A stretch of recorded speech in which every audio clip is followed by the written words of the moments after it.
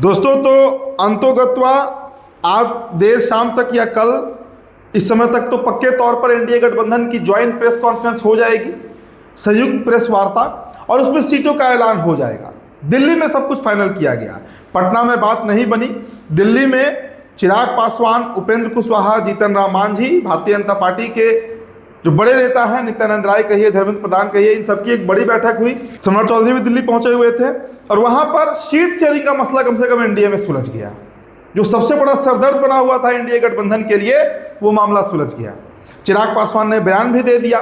चिराग पासवान ने कहा कि भाई जब हमें अपने सम्मान के बारे में तब तक सोचने की जरूरत नहीं है जब तक उनके प्रधानमंत्री नरेंद्र मोदी मौजूद हैं। प्रभु, जहाँ पे मेरे प्रधानमंत्री हैं वहाँ पे कम से कम मुझे अपने सम्मान की चिंता करने की जरूरत नहीं है। लेकिन सीट शेयरिंग का अंतिम फॉर्मूला क्या तय किया गया? देखिए, सबसे बड़ी खबर तो यही है कि चिराग पासवान दरअसल सीटों की संख्या से अधिक सीटों को लेकर परेशान थे। वैसी सीटें जो वो चाह रहे थे कि उनकी पार्टी को मिले, उनकी पार्टी लड़े, उस पर या तो भारतीय जनता पार्टी के विधायक है या जनता दल यूनाइटेड के विधायक है। और वही समस्या है, क्योंकि 2020 में एक भी सीट चिराग पासवान नहीं जीत पाए थे। सारी सीटें या तो बीजेपी जीती थी या जदयू जीती थी। तो उन सीटों पर जो उनका दावा हो रहा था उसको लेकर ही सारी परेशानियां थी, सारी समस्याएं खड़ी हो रही थी।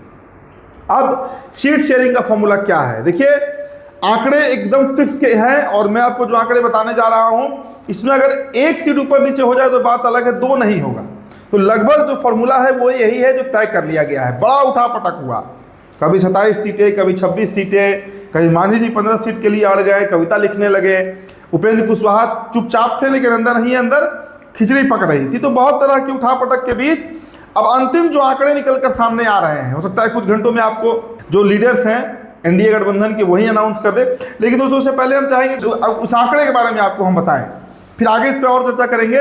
सबसे पहले चिराग पासवान की पार्टी के बारे में ही जान लीजिए। 23 विधानसभा सीटों पर बात लग गई है, डील लॉक हो गया है। कल हम 27 सीट की बात कर रहे थे, 27 सीट, लेकिन अब 23 सीट लोजपा रामविलास लड़ेगी, जिसमें 23 सीट लड़ेगी, जिसमें एमएलसी और राज्यसभा की भी एक एक सीटें चिराग को दी जाएंगी। ये कमिटमेंट भारतीय जनता पार्टी ने किया है, क्योंकि 23 सीटों पर तो वो मानते नहीं, 4 सीट और मांग ही रहे थे। उसके बदले में एमएलसी की सीट एक सीट और राज्यसभा की एक सीट जो है वो भारतीय जनता पार्टी ने चिराग पासवान को देने का कमिटमेंट किया है। तो 23 विधानसभा सीटों पर लोजपा रामविलास चुनाव लड़ेगी। अब सीटें कौन कौन सी होंगी इसको लेकर पेच अभी भी फंसा हुआ है। खबर वैसे आ रही है कि गोविंदगंज, जहां से बीजेपी के सुनील मनी तिवारी सिटिंग में हैं, ब्रह्मपुर, जहां से पिछले बार शंभुनाथ यादव जीते थे आरजेडी से, वहां से हुलास पांडे लड़ेंगे और गोविंदगंज सीट से लोजपा के राजू तिवारी लड़ेंगे। और लालगंज, ये 3 सीट चिराग पासवान ने मांगी है और भारतीय जनता पार्टी इसके लिए तैयार भी हो गई है। मतलब बीजेपी तैयार है ये 3 सीट देने के लिए, तीनों सीट देने के लिए। तो 23 सीट जो चिराग लड़ेंगे उसमें 3 ये सीट होंगे। अब इसके अलावा ये दोस्तों, जेडीयू और बीजेपी कितने कितने पे लड़ेगी? बड़े भाई की भूमिका में जेडीयू रहेगी। ये बात तो खैर 6 महीने पहले से जेडीयू ने स्पष्ट कर दिया था। तो 103 सीट जो है, 103 सीट पर लड़ेगी जनता दल यूनाइटेड और उससे एक सीट कम यानी 102 सीट पर भारतीय जनता पार्टी चुनाव लड़ने जा रही है। तो 103 सीट पर जेडीयू, 102 सीट पर बीजेपी, कितना होता है? 205 सीट। अब बच रहा है कितना? 15 सीट। अब उन 15 सीटों में क्या गणित बैठेगा? तो 8 सीट पर हिंदुस्तानी अवाम मोर्चा और 7 सीट पर राष्ट्रीय लोक मोर्चा यानी उपेंद्र कुशवाहा की पार्टी जो है वो चुनाव लड़ने जा रही है। देखिए, दरअसल उपेंद्र कुशवाहा को 6 सीटों का ऑफर दिया गया था, लेकिन उस पर वो तैयार नहीं हुए, फिर 1 सीट बढ़ाया गया। तो अब जो खबर आ रही है कि उपेंद्र कुशवाहा की भी सहमति इस पर बन गई है, क्योंकि ये भी चर्चा है कि वो केंद्र में मंत्री बनेंगे। तो ये भी एक बड़ी उपलब्धि उनकी पार्टी के लिए है कि राष्ट्रीय लोक मोर्चा से भी एक केंद्र में मंत्री होंगे, कैबिनेट मिनिस्टर बनेंगे खुद उपेंद्र कुशवाहा। और उनकी पत्नी स्नेहलता कुशवाहा जो है वो सासाराम से लड़ेगी।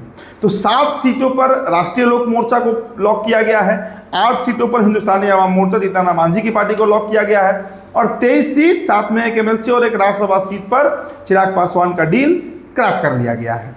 बचा 205 सीट, उसमें 103 सीट पर जेडीयू और 102 सीटों पर भारतीय जनता पार्टी चुनाव लड़ेगी। ये तो दोस्तों एनडीए की खबर हो गई। लेकिन महागठबंधन में भी उठापटक मचा हुआ है। वहां पर कांग्रेस और माले दोनों मुकेश सहनी को 12 से अधिक सीट देने को तैयार नहीं है। अगर तेजस्वी 12 से अधिक सीट देते हैं तो फिर विद्रोह भी हो सकता है, ये भी खबर है।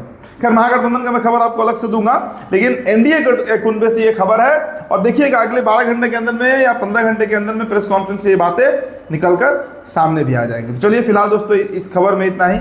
बहुत बहुत शुक्रिया।